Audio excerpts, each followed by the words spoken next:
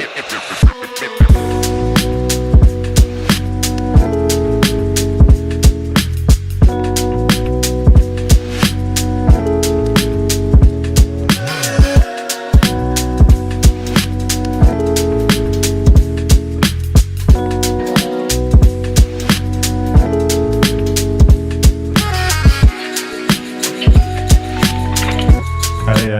think Texas more so even than Alabama. Oh, yeah. Yeah, that's the high school football capital of the world right there. Plano, Texas. What is up, everybody? Welcome to the DNVR Nuggets Podcast. Let's go! Let's go. Oh, man, live from the studio at DNVR HQ, a.k.a. the DNVR Bar, the greatest place on earth. The bar is going to hit this year, man. Big time. Because this is such a good vibe season, and this is the ultimate vibes place. And they're trying to ruin it with all this construction. What if Melo wore a Jokic jersey at the DNVR bar? Weirdly, I don't want that. I just want him to do it at That would Ball almost Arena. be too much. This is actually sincere. I want him to do that at Ball Arena, not here. Not here. No, not here. I don't think he's coming here, guys. Yeah, I don't think we're he probably is. fine. We're going to give some hypotheticals today Colfax guy? because it is September 9th, and Back what to else are we going to facts. do? So back to what if good things happen to us this year? That's kind of the theme of the story.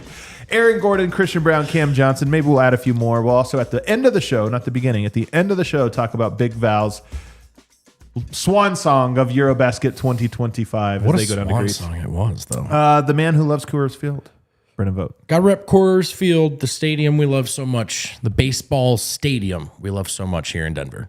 Yeah, we're 3 games away from setting the record. These Rockies are. Is Oh, that right? oh, you're talking about the team. No. No, they're not going to set the record. How do you know?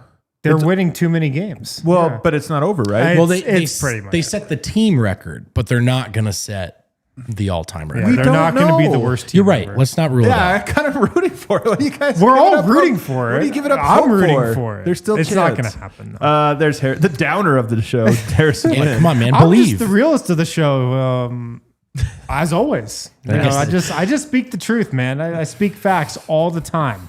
Well, I have an exciting announcement for us. I've actually made this announcement already, but we are coming to San Diego for Denver Nuggets training camp. That is, of course, October 1st, all the way through their first training camp game or preseason game, which will be against the Minnesota Timberwolves.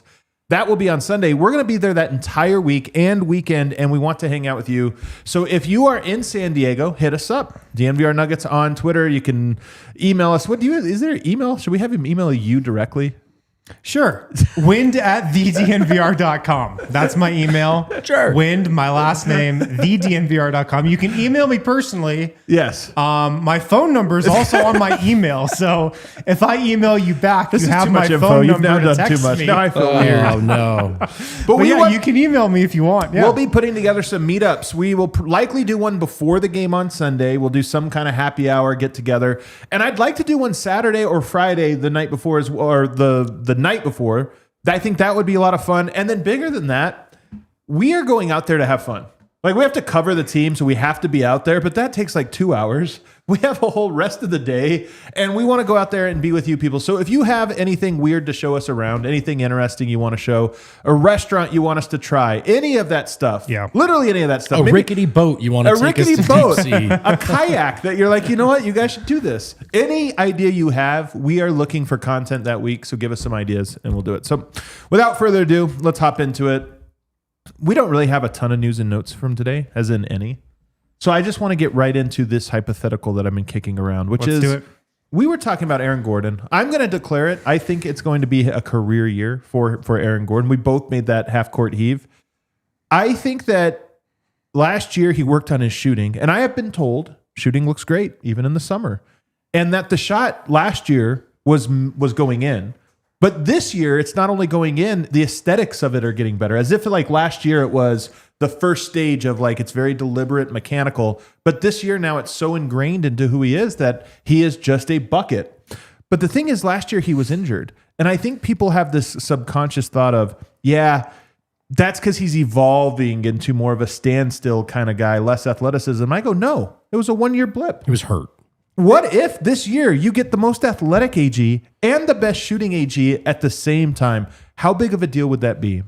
Well, it's actually kind of crazy that he had that shooting year with all those injuries. Because it's hard to shoot on a bad ankle. It's hard to shoot on a bad hamstring.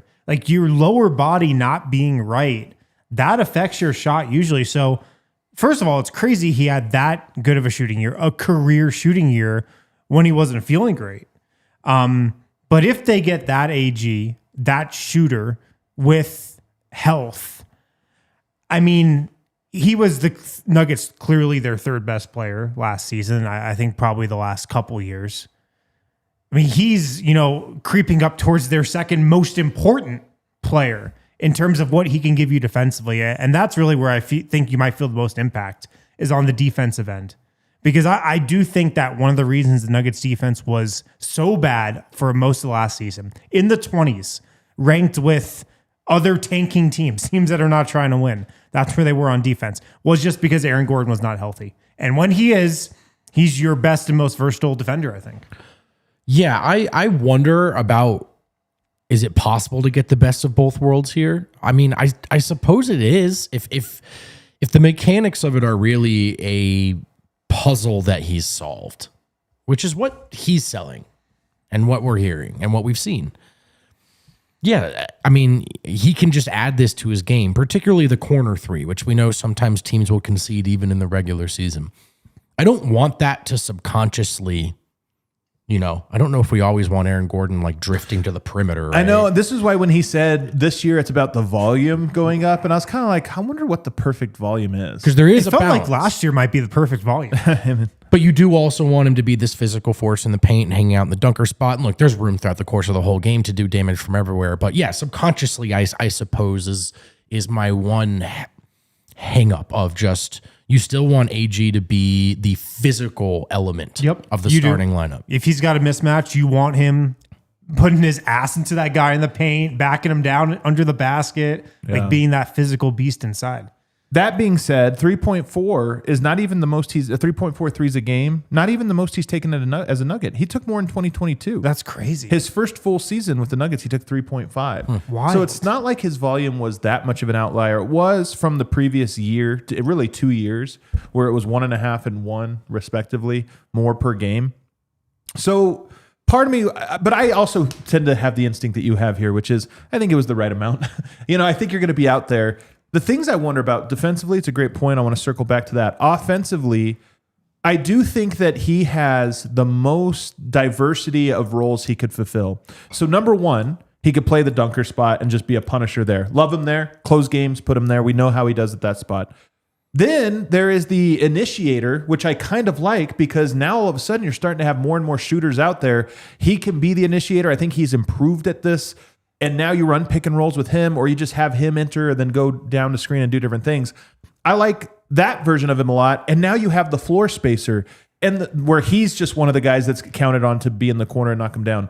I like all three of those. I just don't want him to lean too heavily into either of them. Agreed. And this is why he might have these rhythms where it's like, man, month of January, he made 2.5 threes a game. February, it was down to 1. But it doesn't matter because he can do that. And what a privilege it would be, though, if this was elastic, right? So you're playing the Hawks and he's a wrecking ball, right? But then you're playing the Wolves and they're daring him to hit the three and he says, you know what, I've spent a year and a half working on this. Yes. So if it's versatility, it's all welcome.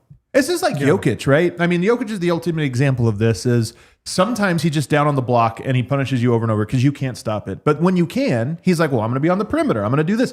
And you almost never feel like Jokic's out of that rhythm. I wonder if AG can establish that, where there are games where he's just playing the same note and it's the three or it's the dunker. Yeah. But he kind of, and the team around him develops a natural sense of what it is that he's doing that night. Because like you were saying, Vogt, based on what team they're playing, that can determine what his offensive role might be that night. Right. Because he's not the guy that teams are game planning. And he's not the second guy that teams are game planning for. It's Jokic, how we're going to guard Jokic, and then how we're going to guard Jamal. And then that means there might be a small guy on AG some nights. He might have a bigger guy that, he can take off the dribble or take out to the perimeter on some other nights. So his offensive game, I do think it's also at its best when it's changing, maybe based on the matchup. And he's shown that he can take advantage of that in the regular season, in the playoffs, in these past seasons. If he's got a small guy on him, he can take advantage of that. Bigger guys. But he does have to adjust a lot And it's really perfect because he adjusts based off how defenses are guarding the Nuggets' top two options. I think it might be one of the top questions I have for him this year. As we talk it through, I really make it think of, you are adding all these skill sets, but now how do you choose? How does the team choose? How do how does that happen so it becomes, because the best version of the Nuggets are one that can form into many things. And in doing so, you have to be able to read when to be what. Yeah. And we haven't seen him be all at once. We've seen him be in different seasons. And might it help, right, to have a forward pairing alongside Cam Johnson, who, if this is an on the fly read, right, an adjustment in terms of the geography of the floor, just the approach, does it have to be spelled out in a timeout, or can we work this out live on the spot? And Which is the ultimate. And you would have to assume with Cam in, that's more likely. Yeah. Well, here's what's also great about it. Let's take AG at his word, because has he ever lied to us? What? Dario Saric? Yeah. I don't think he lied. I don't think he lied. Well, we actually don't know if he was lying about that. Yeah, we only saw him for 30 minutes. We'll never know. But it's hard to say. We'll never know. That's a really good callback, because you are right. He has lied to us one time. He was very high on Saric. But let's say that he rarely lies to us. If he does keep his efficiency 43%, which is insane, but again, he's open a lot, and he does find a way to increase his volume, and let's say he gets up to that career high level he was at back in 2018, where he was taking 6 threes a game. He took in 2018 for the Orlando Magic. Wow. What was the percentage there? It wasn't great. He was at 33.6. So, but I mean, this is part of the role and everything else, what he was trying to grow into. But maybe now he's more ready for it. We'll find out. But if he is a volume, like a guy now that shoots more, Cam Johnson, Jamal Murray, and him as three-point shooters, to go with Tim Hardaway and Strother and the other guys off the bench, if he can be considered a shooter, even if it's just the regular season, to me, it changes the Nuggets so much.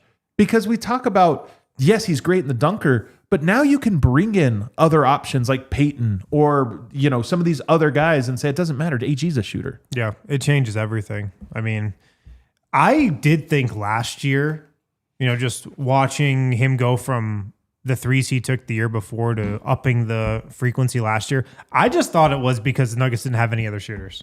Yeah. And I thought that was some of the reason Yoke took more threes. And maybe it was. But AG, it just seems pretty deliberate that at this point in his career, which is so rare, you rarely see guys at his age suddenly become a good shooter. You never see that. Typically, the first couple of years, that's the type of shooter you're going to be for the rest of your career. You're going to get better, but you're not going to make a huge jump like AG is. But it seems pretty deliberate. Like, this is something he's put tons of time into the last 2 years. And, I mean, the results have paid off. Here's the last thing, and I hope it's where we're going with this team, because I think this team stands to be the most versatile ever, but you still have guys that seem like they're in their roles. And let's just use our favorite action, RIP DHO, which is one of their staple ones. Jokic up top. Murray sets the back screen for AG, who goes for the lob, and then he comes off the handoff. Imagine if you could put either of those guys. Maybe it's AG who sets the back screen. Right. Now, you're not trying to set lobs left and right for Jamal Murray. He doesn't do that. But the point is, it allows for you to set up in any configuration and the team not know, and the defense not know where you're going. Yes. More potential counters and options, right, offensively. And which I think we do generally feel like Denver kind of got away from. And last year's regular season, it seemed like they'd explored it a bit more, but then the playoffs came and the defenses still were just ball denial. Anyone else make a shot? But I do think there's more to mine in terms of Denver's defensive versatility and the questions they ask a defense to answer. Yeah. One of the biggest reasons I just believe in AG's shot, though, the last 3 playoffs, he's shot it well from 3. And obviously last year he shot it well from 3 in the regular season. And not the playoffs. Yeah. Well, he was at 41% in the playoffs 2 years ago. And this past season, 38%. So that's pretty good. Was it 38%? I thought it was I think lower. The corners he dropped off. Okay. Then 39% during the championship season. So he always, had risen a little as a shooter in the playoffs. But the fact that it's last year, regular season, great, career high, and then it carried over to the playoffs too, pretty much. That's just how I know it's legit. Yeah. I think there's something to it as well. And it's pretty unprecedented for a guy his age to be able to do that. But I'm buying it, and I'm just buying the big year for AG. Let us know in the comments below. Do you buy what I am selling? Aaron Gordon, the shooter and the dunker in the same season. Let me know in the comments. We'll be back on the other side with Christian Braun. Same questions. Man, finances are so tough to keep track of, especially if you're somebody like me, not a numbers guy. Math was never my best subject. Never been great with that stuff. So I was looking for something that was going to help me organize my money and just feel more confident about my finances. That's where Monarch Money came in. Now, I'm maximizing my investments. I've got better savings rates. I can see everything, clear visibility, right, with Monarch Money. And they are your personal financial advisor. They're built for people with busy lives like you or me. If you've put off organizing your finances, Monarch is for you. They do all the heavy lifting, and they will present all your financial details in such a clear and concise way. You're going to be glad that you're using them. Named Best Budgeting App of 2025 by the Wall Street Journal. Don't let financial opportunity slip through the cracks. You can use code DNVR at monarchmoney.com in your browser for half off your first year. Got to use the code DNVR, 50% off your first year at monarchmoney.com with the code DNVR. Also named in CNBC's top fintech companies in the world, Forbes Best App for Couples. You can, keep track of what your significant other is spending. That might be a good thing, it might be a bad thing. You probably should be doing it though, to some extent. The Motel 8. Do it with Monarch Money. Use the code DNVR. Hopefully not the Motel 8. But then you can just get in your Toyota, drive over there. Toyotas have always been part of Toyota's DNA for generations. Trucks have always been part of Toyota's DNA. For generations, Toyota has built durable legends destined for greatness and perfect for Colorado. Whether you're conquering off-road trails or hauling the weight of the world, there's a Toyota truck that's just right for you. The Toyota truck that's right for Spencer of Big Drive Energy is one that is wrapped in DNVR decals. He gets to drive that thing around. I'm very jealous. But it's not just trucks with Toyota. They also offer more low and zero emission vehicles combined than any other automaker to give customers numerous choices to reduce their carbon footprint. Visit your Front Range Toyota stores at a location near you. There is AutoNation Toyota Arapahoe in Centennial, Corwin Toyota in Boulder, Groove Toyota in Littleton, Mountain States Toyota in Denver, Stevenson Toyota East in Aurora, and Stevenson Toyota West in Lakewood. Toyota is a proud partner of the Denver Nuggets and the official vehicle of DNVR. Let's go places. Alrighty, we are back here, segment 2. Make sure you hit the like button. Make sure you subscribe. Become a Supporters Club member. If you sign up, this is our first month, so if you become a Supporters Club, you get that badge next to you that updates every month. Yeah. If you wait too long, you'll never get to be the senior most member. I was just wondering, should we play the snippet from Kale's latest video again? I don't think we should. I don't think we should. I don't think we should. But you can check that out. If you're a Supporters Club member, you know what I'm talking about. I haven't even checked the comments on that yet. I should probably go do that. All right, let's get into another player. Same. Phenomenal interview, Kale. I will say. One of the best I've done. That's our selling point. Sign up and you get all of Kale's content. You can find out who Adam wants to F, marry, kill of the fellas. Wasn't even the most awkward question he asked. No, not even in the top 3. Well, only because we all knew the answer before we started. Let's get to Christian Braun. Similar question where I thought he came into the league as a very good defender who could do some defensive things. And last year in a contract year, which by the way, I expect we should talk about that. I expect to be negotiated here in the coming weeks. Christian Braun, the scorer emerged, but what if this year we get both? What if last year was just the transitionary year, but now you get paid and it's like, nope, I'm a scorer and I'm a defender, and he's a lead on both ends. Well, it'd be great for the Nuggets because, there was a drop-off, I feel like, on their perimeter defense, going from KCP to him last season. We don't think of the Nuggets right now as having a perimeter stopper. No, don't you think? We don't. Yeah, they Agreed. don't. And I mean, if you look at all the other top contenders, the Thunder, the Rockets. Thunder have 9 of them. I know. So do the Rockets. Just a team of perimeter defenders. I'm not even going to mention anybody from the East because they don't deserve it. Nice. Nobody really comes to mind. I don't know. But the Knicks, they got a couple. You need those perimeter stoppers. You need those guys that you can just feel confident in against those other lead guards. And the Nuggets don't really have that guy. Christian Braun's got to be that guy. He's the only guy on the roster right now in his position that has a chance to be. So it's got to be him. And he's got all the tools to make it happen. It's kind of weird to me. unless he was just focusing more on his offense last year for the contract. I don't know. It's kind of weird to me that his defense did drop off as it did. So or I think not drop off, but not get better like we thought it might. So I think there's a real answer to that question, and I think Christian kind of hinted at it throughout the year. It was his first year as a starter in an 82-game season, and he had also become this elite leak-out target and running the floor back and forth. Those fast breaks are fun, man. Those are fun. I think Christian would tell you the same thing. I think he got tired. Yeah. I think he was much better in the playoffs. I know they played a lot of zone. That helped. I thought Christian kind of reallocated his efforts and energies appropriately in the postseason. But yes, it's a different beast being a 14-point per game scorer and an 82-game starter and a perimeter defender. Not a lot of guys can do that. Yeah. We'll see. Maybe that's something he had to ramp up to, and he is capable of it. Conditioning never really an issue for Christian. But admittedly, I think that was the hurdle to clear last season. I think my prediction for him this year, and I have time to change this, but I think my prediction is going to be lower on points. So 15.4. I wouldn't be surprised if he was in the 13 range this year, but I would take his assists to go up a little bit. I mean, 34 minutes, maybe everything's down just because he's not playing as many minutes, but I wouldn't be surprised if he's a little bit more of a half-court player, and that manifests itself as a little bit better passer. Not like a crazy one, but we see it. We see some of those dynamics. And then a better defender. And I do think Denver needs it. I wonder if Cam Johnson. Wow, you may have stumbled into something. Cam John? Hey, maybe Cam John is Cam perfect. John. Kind of felt good. I kind of like it. I kind of like Cam John. Cam Johnson and AG, maybe they take up just more of this scoring mantle. It's not needed as much. Right.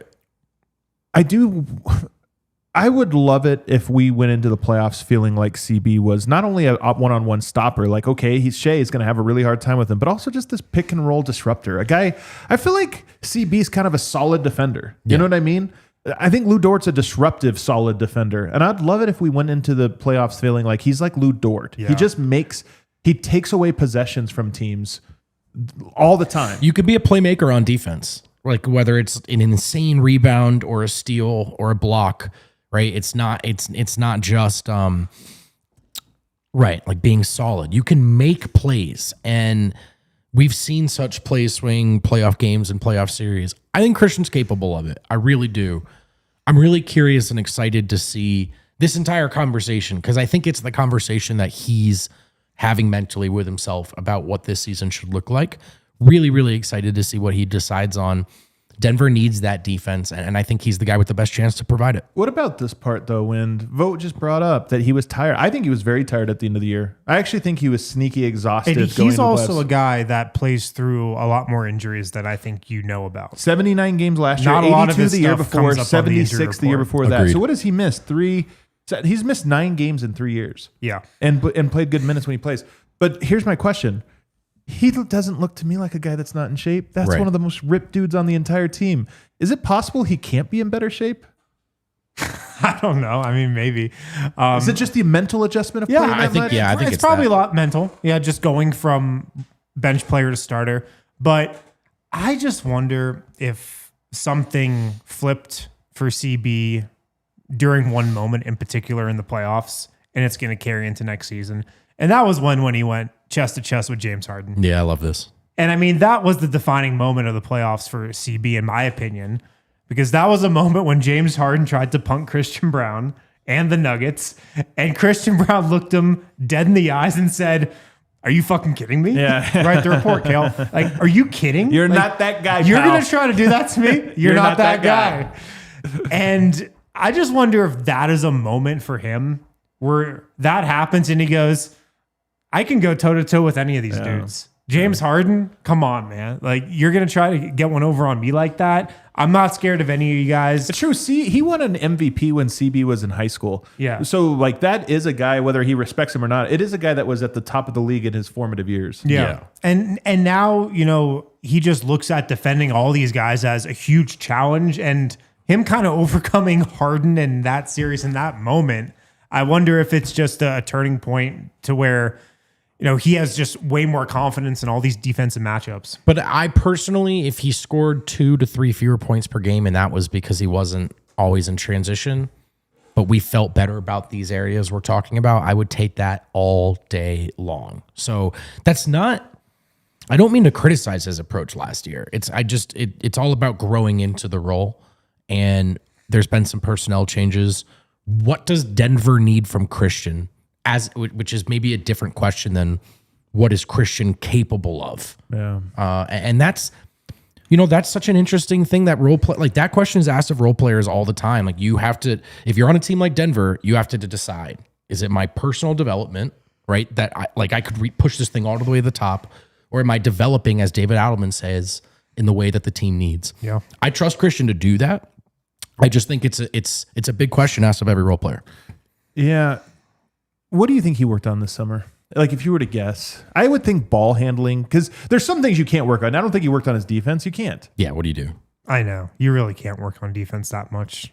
I kind of think this is off the dribbling, the dribble ball game. handling, off the dribble. I wonder if into it's spots. pick and roll playmaking. I mean, footwork in the pick and roll, which just And I has to mean, be. that's probably pretty natural at this point in his career. Like, look, this is going to be his 4th season. He's 24 years old, probably going to turn 25 this year, I think. Like, this is the point in your career you're established. Yeah. Okay, now let's work on expanding your game, because we know there's more in the toolbox. We've seen bits and pieces of it here and there that he's got more than he's shown. And like, now he's at the point where he's established, he's a starter. Let's expand your game. And the 3-point shot, which look, everyone's working on. That's just implied, right? In an NBA offseason at this point, everybody's working on their Unless shot. you're Aaron Gordon and you build your own gym and shoot even more. But Christian knows that shot's important. That doesn't mean, he has said many times, he's not going to fundamentally change who he is as a player. He understands who he is as a player. Obviously, the 3-point shot and his comfortability with it in the playoffs is paramount. Like, and he knows that, so I'm sure he's working on it. Can you go back to that picture, Kale, or that tweet, and just pull up that picture? What do we got? The second one of just the guys in the gym right now. Yeah. Jamal Murray, back from Jamaica. Cam Johnson, Bruce Brown, Christian Braun, Cam, Bruce, Duran. The Where one is on he? Jamal's in the picture on the left. Oh, you just can't see him on the screen. Nice little contingent. I'm told, by the way, that Jamal Murray has been playing, because they're obviously working out all the time. I'm told he has been playing. Aaron Gordon, not so much. I think he does his own things. He's been around and stuff, but just kind of works out on his own. But we see the photos. He's ripped. Yeah, I'm not worried about it. Like He's in his shape. plan is working great. His shot keeps getting better. But it's great seeing guys like Cam. I mean, it's a long season, and it doesn't start for a month. And you got vets in there, because the young guys are almost always there. But the vets Young there, guys stay the whole summer pretty much. Way different start to the preseason this time around. How will you guys feel if Christian Braun signs a 4-year, $120 million deal with the Denver Nuggets? It's $30 million a year for 4 years.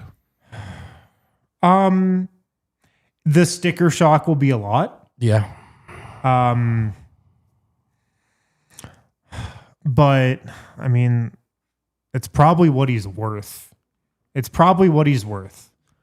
Can he be your 3rd highest paid player though? I don't know, because that's kind of the price that's point. the question. And I think no. To me, it's high. And it's not. I always say this when we ask this question. I'm not really eager to knock Christian, who I think is awesome and has done just about everything right. And it changes though. Say it. No, I mean, He's a little bit of a Jokic merchant. Yeah, but it's a lot. Okay, yeah. Yeah, I mean, By the way, a good approach to being a Denver Nugget, I think. Yeah. Frankly, I get it. I think Christian's very good and very valuable. Is he that valuable? To me, I think sticker shock would feel like an overpay. The Nuggets are just in the point right now where they have to have a contending team, and he provides you that. Right. And so whatever the price is, that's what it takes. I mean, Maybe he I has think, that you would leverage. feel a lot better if it was 4 years, $100 million, and you were getting around a the 20. Josh Giddey contract. the Josh Giddey, which is, by the way, they got Giddey to be their cornerstone, right? Like, they got him to be like the number 2 guy, and they hope to find a number 1 or something. For $25 million a year? Yeah. For $25 million a year. Pretty cheap. So that's what they're looking for. So to me, 25 would be great. 20 is what you would hoped, but I think that train has sailed. Yeah. It's like Christian deserves that contract. Yeah. No, he does.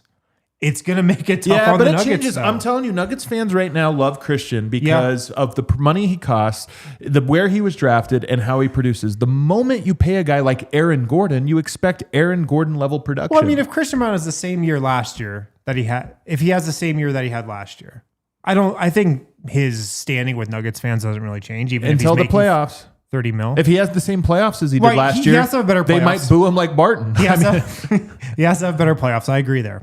And so that just changes the dynamic. It's why these things get a little bit interesting. I expect the sticker shock to be there. I think it's going to be in between those two numbers.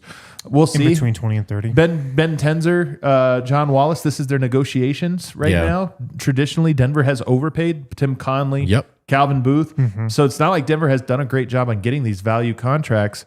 This is why when we were giving the grades and saying, oh, they're great, they're going to be great, I'm like, they still have one big test ahead of them. And is Christian not maybe the perfect guy to try and see? Would you rather be here in Denver alongside Jokic at this price than the very, very top? Well, that would be my selling point. If I were Ben Tenzer, I would say, look, you might think you can get 120, 130, 140 outside of this market, but you're going to play 4 years here and put up huge numbers, and then you're going to get another deal. Then you're going to get another one, and then you'll get the vet champion winner contract for the rest of your life. And you can say, look at Bruce. You know, he got the bag because he was smart and he was in a different spot. He got the 2-year bag, but that bag's gone, and now he's back to here. Don't do that to yourself. Ride this $100 million out, and then sign another $150 million after that, and see what happens. We got to take a break though. We're long. We will get back to this on the other side, including Cam Johnson. What about the perfect Cam John combination? Cam Johnson, the ultimate guy where you just say both his names, first and last. 100%. Chicken and 100%. pickle. We love chicken and pickle. We've had a couple, pickleball events with them already. We had a tournament with them also.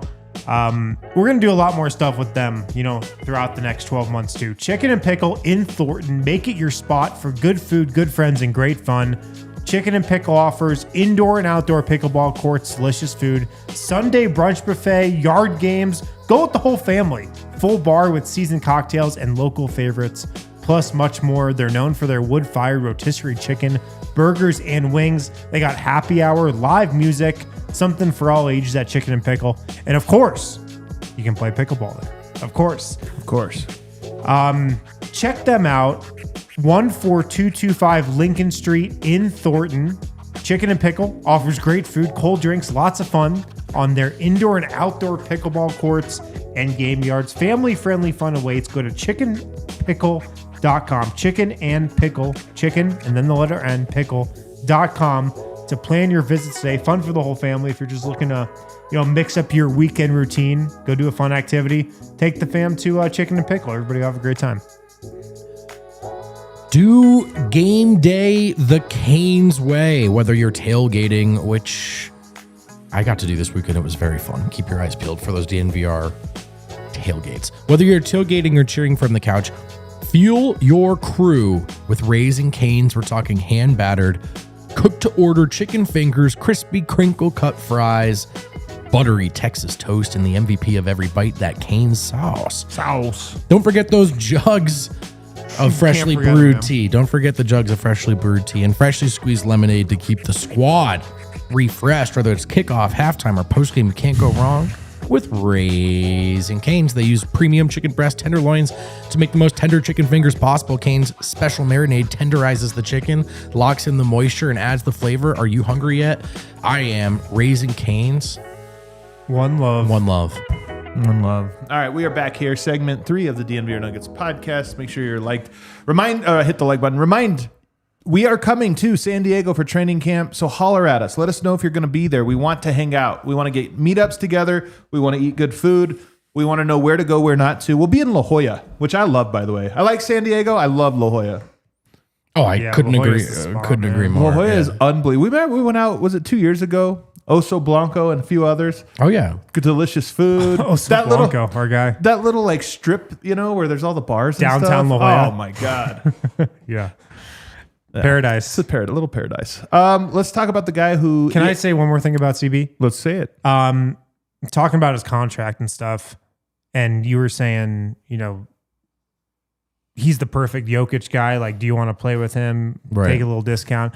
I think CB knows he's in the perfect situation. I think so too. He's said that a lot over the last couple of years. You know, it's like his go-to answer. You know, these guys make life easy for me. He can play the way he wants to play because he's playing with Nikola Jokic and Jamal Murray and Aaron Gordon and now Cam Johnson before Michael Porter. I think he knows he's in the perfect situation for his skill set. But you got an agent also who's always trying to get the best deal for his client too. But, you know, it's all about thinking long-term too, because sometimes you are the starting shooting guard on an iconic team and you're remembered forever and you have endorsements deals forever and you do all these things forever. And then sometimes you take the money and you go away and you weren't part of something and it was like, oh man, you missed out on that. I will say this of CB, there are some guys that I think they're about to get $100 million, $125 million and I know where they're going to spend it and I know how that's going to look. Yeah. I actually have no idea what Christian Braun with $100 million looks like. He's going to invest it all in Kansas, this program. He's going to buy Kansas. He's going to You know what I mean, though? He's not a flashy guy. He wears sweatpants to the No, arena. he will become the biggest donor in Kansas history. That's probably That's part of actually it. exactly The Christian Braun court at Allen Fieldhouse. He's like, I would actually like to have some input on coaching at times. Yeah. I'll phone in. Be curious, though. Might be a fun thing to kind of watch if he starts showing up in suits and watches and chains. I could see him being a big accessory guy. I don't know. He's- Watches. He could be a watch guy. I feel like he's been- Sunglasses. What else You know the spending money on? athlete stereotype where you just wear like the white shirt and the athletic shorts and stuff everywhere? I feel like Christian's That's got it. him. I feel like that's Christian. I feel like he'll be a car guy. Like he'll just have Car like guy? 4 dope cars. Maybe, We'll find out. but maybe it's just trucks, though. Like, I don't know if it's going to be a Rolls. Maybe he No, gets but like maybe one of those decked out like gold rimmed G wagons or something. Oh, Like, man. Do you think he I has can see horrible that. taste? I don't know. I'm just Most athletes do. Honestly, that's the thing about in my opinion, the thing about these nice cars is most of them are so ridiculous that I'm like, it doesn't seem very practical or comfortable Well, or of course whatever. it's not practical. But I mean, even comfortable. You want to be in like a car where you're like, oh, this is great. Yeah. This is why Birdman, remember he had the diesel engine truck? Yeah. Yeah. That's how I would roll. For sure, that's so much leg The room. Zeke mobile. I would not be in that thing. I would wouldn't? not be caught. Let's go to Cam Johnson, a.k.a. Cam John, who ESPN calls the third best new player on a new team behind.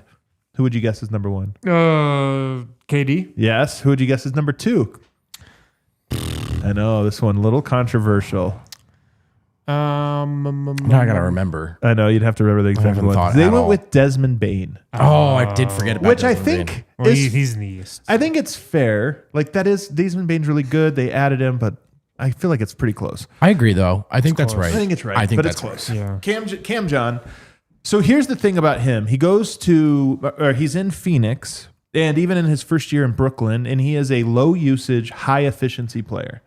Then this last year, he's a high usage, medium efficiency player, still very efficient, but it comes down a little bit. What if next year is where we get the both? That's the duo that feels like an either or. That's, if you can't tell, that's what all of these feel like. Well, you'd have to pick one or the other. But what if we got both? Cam Johnson, the very efficient. Jokic keeps setting him up. This team has so much spacing and talent that he keeps getting these open, wide open corner threes above the break threes. But also, he puts the ball on the floor like he did for Brooklyn last year a lot more, and we're also getting that in-between game from him quite a bit. Does this one feel as realistic, and what happens if it happens? So what I wonder, just in terms of the hurdles, are do you want Cam to have a bit of, hey man, just shoot it a bunch, like keep hanging out there, keep shooting it, See, here's the thing, man. He was efficient last year in Brooklyn with Nick Claxton. right? What if the secret sauce is really just, hey, That he can Jokic do- makes it easy, man? And he can do both. Yeah, I mean, his ability to make a reads and potentially be a creator where you're not necessarily expecting one, as opposed to Jamal and Jokic. It's really exciting. I'm just wondering if, in the same way Mike failed to do, you kind of need your true sharpshooting threat to have a lot of focus on. No, I need to be here and I need to let it fly. That's not to mean there's no room for creating as well, but just as far as the best of both worlds thing, I think another reason maybe why AG started shooting more last year is like Mike kind of gave up on the high volume thing because he was looking for his points in the paint. Yeah. Someone's got to shoot the three a bunch. Yeah. And so that's my first thought. Yeah. What about this part though, Wind? If you're the best guard defender, who do you guard if you're guarding Denver? Jamal. If you're the best forward defender, who do you guard? Aaron Gordon. Probably. Just, I mean, some of this is maybe Depending skill on how set. big you might be. And Yeah, maybe it's more Size would size. come in. Yeah. So maybe some half and half. Jokic, actually. But I do think there's going to be some nights where he's just being guarded by the 4th or 5th best defender on the team. Yeah. Yeah. And he might have to try to take advantage of that in ways that we've seen Aaron Gordon do that if he's guarded by a smaller dude or something.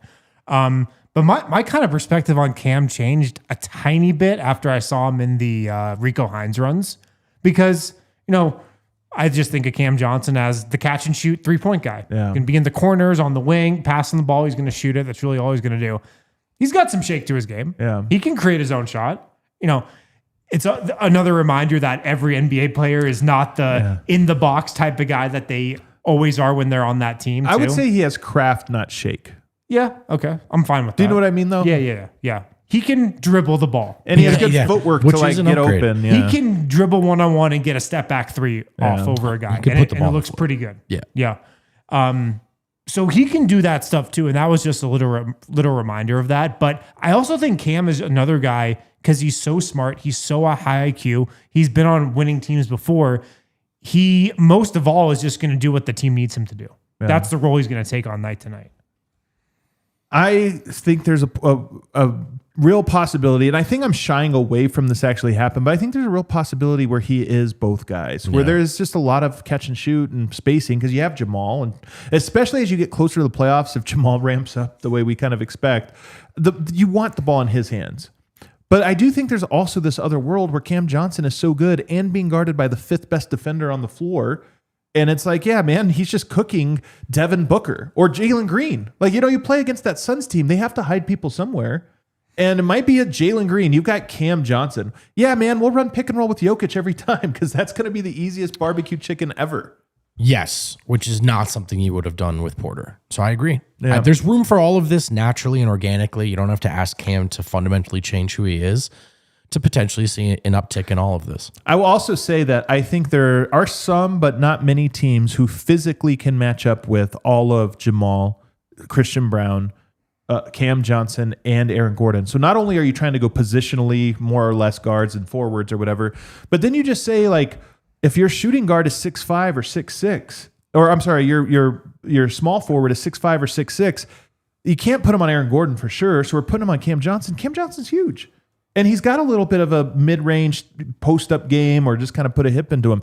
Christian Braun is 6'6", 6'7". He's strong. There's a lot of teams that say, okay, I need our best defender, but our best defender's big, which means Fred VanVleet, you've got Christian Braun tonight. And it's like, yeah, man, that's 60 pounds of muscle that you're giving up. Yeah. And same goes for Aaron Gordon. So I think that's another weapon Denver's going to have here is that all of their guys are big. And even though none of them except for AG are like guys that always punish you that way, some teams just have one guy that's compromised size-wise at a position between them. I just love that when making the MPJ for Cam swap, the Nuggets didn't lose any size. Yeah. Because I love the fact that the Nuggets are as big as they are across the board. Correct. Jamal to CB, but really the 3 front court spots, 6'10", 6'9", 7 feet. Yeah. Like that's such a luxury and it's such a big part of the Nuggets identity. I love that stayed the same this summer. And Mike presented it, but Mike couldn't necessarily then attack a mismatch. And maybe you're hoping Cam can actually attack a mismatch. And But Mike's rebounding. That came into there are factor some with that, trade-offs here. Yeah, like look, there are some trade-offs, but I think there's Especially when we just watched Serbia with Jokic out on the perimeter and nobody able to grab a board. Yeah. You know what I mean? Like we just count for Jokic to save everybody with rebounding, Yeah. but that wasn't an instance That's where a good point. you needed your Cam, your Mike, or your whatever to grab it. kind of goes back to Christian Braun a little bit too. Like they may need him to have less of a leak out focus and more of a rebound focus. That may just be the way it is. Cam though, Cam's versatility, like Cam playing the same role that Mike just played, but with potential for a lot more versatility is what's really exciting. And I think attacking mismatches, which Denver has sort of, it's always felt like Denver's kind of subpar at, given how talented they are, in my opinion. Yeah. I'll be interested in seeing with Cam Johnson those things. I think one other difference between him and Michael Porter, though, was screening. And it was one area where Michael Porter was just really rough. They couldn't use him as a screener very often. In fact, they would we talk about Rip DHO or some of their corner actions, they would always have him in the spot to receive the screen. So instead of doing a rip action, which is that back screen and then release, they would just make it a pin down because Mike was ineffective as a back screener. He's just so skinny and honestly has a broken back. Yeah. But Cam Johnson's a sturdier guy. I think that you can put him in those roles and create some dynamic offense as well. Can I say one thing, Caleb? Will you pull up the THTR 201 comment? And I don't mean this, I'm not like calling anyone out. I do think maybe this is the one framing we might want to pump our brakes on a little bit. The best player. Like, will he be the second best player? Will he be second. the next all-star? Like, I don't know if that's the right way. I mean, like, Jamal Murray's disappointed with him maybe not getting the most out of himself. He's pretty good. And Aaron Gordon's still here. Like, I think you're hopefully looking at Cam as more of a seamless fit than you are sort of saying this is the second best player. Maybe he can be. I'm not eager to like say he won't. It's just that expectation feels a little too like we're going to be disappointed and great. yes. Like there's a version of Cam that's like scoring 15 points per game and is awesome. This is like when I said, what if the Nuggets win 4 straight titles? Right. It's like, yeah. I just don't want us to be freaking out because he's not an all-star. So that's one. I do expect him to be pretty good though, and I'm excited for it. We're only 3 weeks away from kind of getting like we're 3 weeks from now, first practice. We'll be in San Diego 3 weeks from now, which will be exciting because it'll be our first like. You guys know what that first camp practice when you get in, you just want to hear how it went. I know. So excited. Who stood out? Yeah, who stood out? And it's like really all they did was stretch and walk through things. The only Who time of the stood year out? that they even fake being excited to see us too. So that's fun. They're like, hey, we'll talk to you guys today. It's day one. Why not? Why not? Let's wrap up today with Who's some training camp MVP? We'll wrap up today with some Eurobasket PJ conversation. And first, before Tim we Hardaway get to Jr. Big Val, there is a report. Eric is all over this report, by the way. D-line. yeah. Eric Seedham might be the one who reported this. I'm not even sure. Bro, Seedham is on the scoop. That they have an excuse. They all had COVID. Did you see this? Apparently, it's I have not seen it, but I heard from Eric in Serbia. Yeah, there's news reports circulating in Serbia. I don't think they've made their way stateside quite yet. Nobody even knows Eurobasket has happened or is happening stateside. You're like, wait, Serbia was playing? Or Dude, I did an interview in a journal for Portugal of all places. Somebody called me up to interview, and they were asking me about how big it's gotten here. And I'm like, look, man, I think international competition's gotten bigger. Olympics, FIBA. Yeah. Eurobasket's the one that I just don't think It's is not on. It's not on. Nobody actually knows what you got to it's happening. download this app, Courtside 1891. 1891 when basketball was founded. Yeah. You're probably wondering. Famously. But yeah, Eric told us about this morning. Apparently, the whole Serbian team had COVID. I mean, I can't do it. I can't do it. Listen, I can't do it. I haven't done my own investigating. So I've got nothing to say. Can't do it. They lost. They couldn't grab a rebound. I'm upset still. Big Val in Lithuania falls to Giannis and Greece today. You guys see this? 15 points, 6 of 8 shooting. In the first half alone. That's just the first half. I saw the second half. So he kind of faded a little bit. He finished with 24 How many points he missed? and 15 rebounds, 9 of 16 shooting. Yeah, so he missed a couple in the second half. That's still really good, man. I will say this. What was he? Did he have plus minus in there? He was a +4, but remember Miroslav's role. Who's to say? Yeah, who is to say? I will say this. He is enormous. He is strong. He does love the Statue of Liberty dunk where he just palms it and does this. He does it like 4 times a game. It's pretty awesome. This Greece, Giannis has obviously looked phenomenal for Greece. He just gets a downhill run and scores, and he's part of the problem there. Like, he is a slow guy. So I do think it's something to pay attention to of like, he has struggled in open space in this tournament, and that's something that stands out to me. Yeah, I mean, he's going to struggle in open space. Like, Val was never much of a defender, and he's a little older now as a big guy. When I say bigger guy, I mean basketball sense. Literally, he's a massive dude. You're not bringing him in here to clean up your second unit defense. Like, I think we should make that framing explicit. I think he potentially adds quite a lot to your second unit offense. He's a big who I think is sort of. He's a touch big, so he's tried and been able to adapt and survive and be very productive in the league.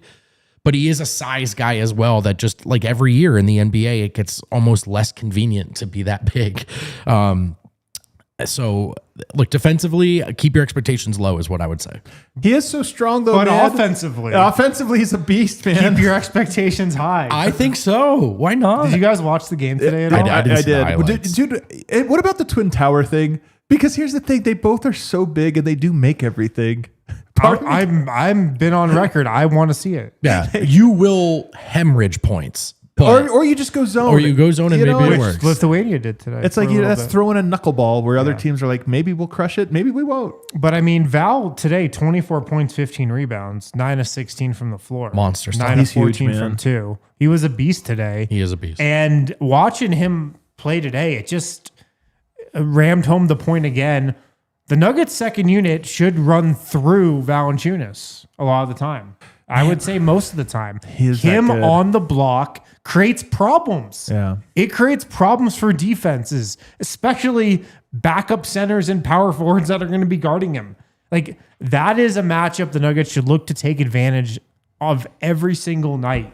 And so watching it today, I was like, this is the Nuggets bench offense. It's right here. Yeah, you might be right about that, man. I mean, when you think of Tim Hardaway Jr., Peyton Watson, even Bruce Brown, Jalen Pickett, he is by far more proven and consistent of a guy that if you just give him the ball, he'll do something with it. Yeah, I mean, I think He's aggressive too. the only real question there is, it's not even a question. It's just if Murray's staggering, obviously Murray's going to have a say. Maybe they can become pick and roll dance partners. Wouldn't that be a treat? He 'Cause could be the best friend of Jamal Murray and these shooters, man, too. that's my hope. I think it should be all about those two guys and just classic point guard center actions. Yeah. And then you have maybe hopefully more shooting, particularly with Tim Hardaway out there. Man, if you have Big Val to carry your offense and you just need like defense around him, here's a lineup we have not at all speculated about. Here we go.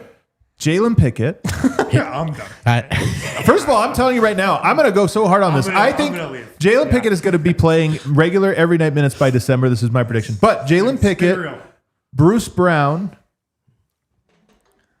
we got Peyton?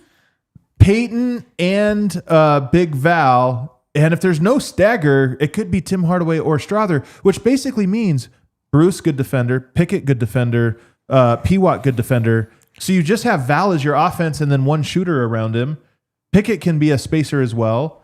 Maybe if Peyton is starting to make his shots a little bit, Bruce is a spacer enough. It might just be we keep thinking it's Tim Hardaway and extra shooting, but maybe it's actually more defense and Big Val's just your offensive engine. Yeah, but I don't know if you can rely on Big Val as the only offensive guy, in a lineup like that. Like With spacing? The spacing helps for sure. But I was thinking you have Jamal on the court with him too. If I we're just thinking don't of know that how that typical works. I am bench curious. stagger, I am curious how that works. I think it will work. But I think you want somebody else that can do a little something offensively I out agree. there with Big Val. Like he can be, I think, the center of your bench offense, but he can't do it alone. He can't do it every night alone. Like he just can't be that guy every single possession, I don't think. I agree. Does it worry you at all that we can't wrap our head around what this looks like? Because it'd be nice if we just knew, but I'm not convinced I know what the bench is. Might it take a while? Yeah, maybe. Yeah, it could. Yeah. Like, yes. are we going to be pissed 1 week into this when they're a negative 4 games in a row? Probably. But if they're trying things, first of all, I think David Adelman, but just by virtue of trying stuff with just where the collective dialogue has gotten, I think people will have a bit more patience for that than just sort of coming short, trying the same stuff over and over again. But I'm a little, maybe that we can't picture quite what it looks like is a good thing because they have a couple of options for the first time. in a long time. It might be a good thing. might just be because we actually can use our imagination a little bit. Right, precisely. One other, just to wrap up with Eurobasket, you know who's having a phenomenal tournament? I hate to say Slim it, Jesus. but, well, him too, for a youngster. If they were to, and I think they do an all Eurobasket, all team or whatever, I do not think Jokic will make it on first team center. Because Alperen Şengün is leveling up in this tournament. Yeah. He outplayed Jokic head to head, which already sucks that happened. But he's also been phenomenal. He had a triple-double today. Oh, God. And did you see his saucy pass? Did you see it? Yeah. That was it looked like Jokic's It was best pass of very the year one. Jokic-esque. It was really good and through traffic. And Turkey hasn't made it this far in a tournament that they haven't hosted since Hector was a pup. So the narrative is there. He's looked good. Turkey versus Greece. I'm gonna hate the Rockets so much this. We're next gonna hate season. him, man. I can already tell. Oh, Shengun's man. good, man. I mean, he's obviously been When's the good, first but this Nuggets does feel like Rockets a game? level up kind of summer for him. At least how he's playing for this It team. does. It does feel like a it's level about up that summer. time, right? Yep, he's at the age where you would kind of expect it. And then his fans are obnoxious. Like, we're going to hate his fans so much. They're like Embiid fans. It's like Embiid died and then Şengün was bored. Like he's going to replace him now as the guy that every time Jokic does anything, he's compared to him. At Houston, Friday, November 21st, on Prime Video. Harrison's Oh, circling that's his on Amazon calendar. Prime? On Prime Video. Oh, man, I can't believe it. We're getting that game on Prime. That's so weird. Germany and Slovenia. This is why this one's great. A lot of NBA players there, but Giannis just dragged Greece to the semis. They're in the medal rounds now.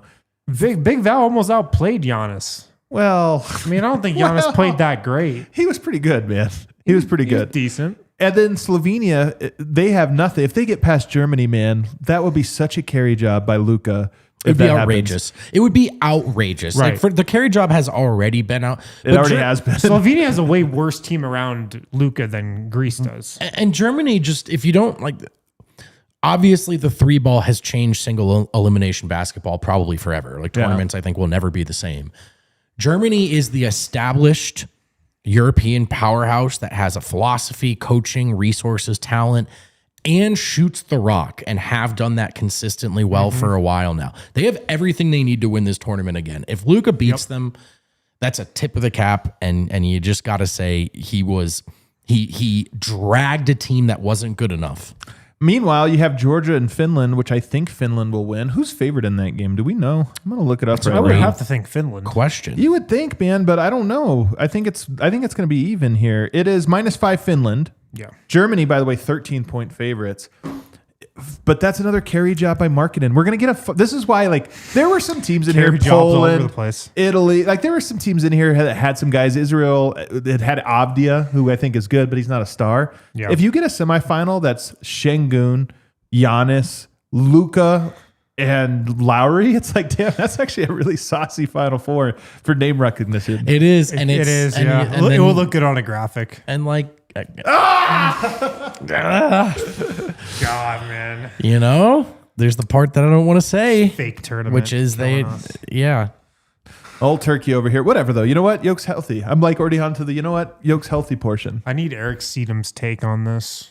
He's still mad at the coaching Have we staff. talked on the He's air got about him fired. how I we know. it occurred to none of us ever before how He funny had to get that story out before the COVID story came out. That's right. There's a small chance we could become advisors to the Serbian Basketball Federation. Yeah, I'd say it's I feel on like the I table. can solve it. I feel like I can be know. like, hey, I know what we got to do here. you just got quote graphicked. Yeah. So I mean, honestly, any of Adam us can Sarez. get Adam graphics, so I'm just going to Sarez. start. Here's what Serbia should do. Okay. Ogi Stojakovic already on the bench. Why? He's never has no head coaching experience. Hey, he's very close with your best player, That's Nikola great. This is a Jokic. great point. I think Jokic would endorse that. My vote is for Ogi Stojakovic, next Serbian national team coach. Okay, I like that. Is that the, now we Quote all graphic Are we that. all fixed? Basket news. We're all fixed. Harrison Vind. I was just gonna say I can't believe we never figured out how funny it would be to change his name to Eric Sedum. I didn't. Eric Sedum kind of sounds The funniest possible misspelling. You know, I'm going to butcher this, so Serbs can help me out, but I think it was in 91 when they got Jelko Obradovic. He was the point guard on the national team, like an okay guy, pretty good. And they told him, you're done, you're retired, you're going to be a coach now. And he went on to be the greatest coach, but they gave him, man, was it Dalipagic or maybe it was Kika? They gave him like a legend to sit on the bench next to him. Ogie, and if you gave him as his top Jokic, assistant, force Jokic to retire. Is that where you're? that could work too, though. He'd probably be an amazing coach. No, but that's when you could give the legend himself, Obradovic, as the lead assistant that ushers in Ogi to be the next great Serbian coach for the next 10, 15 years. Yep. And then 30 years from now, he'll be washed, but they'll keep bringing him back. First of all, by the way, isn't that all we all ever want to be in life? Yeah, to have a nice Granted, 15-year 30 run. years from now, he's not going to have to decide how early to bring back Yoke in the fourth quarter. A privilege to be washed, but Who still knows? He employed. might still have that. We just solved it, man. We solved the Serbian Basketball Federation. Give Yeah. us a call. I got my guys there. I already know some people there. We can try to pull some strings. No super chat scale? So, anybody become a supporters club member? Does everybody fair hate enough. us? Yeah, fair enough. Does everybody hate us, man? I mean, CHGO's going to catch us too. That's going to suck. I don't know. We're coming to San Diego. Don't forget, 3 weeks from today, we will be there. We'll be there for an entire week. We're going to be raising hell. We want to raise hell with you at your places of business. So if you have a restaurant or someplace you want us to go, maybe you have a Scooby-Doo van. We'll come check that out. It doesn't matter. No escape rooms, though. That's my executive decision. Everybody, thanks for watching. Hit that like button on the way out.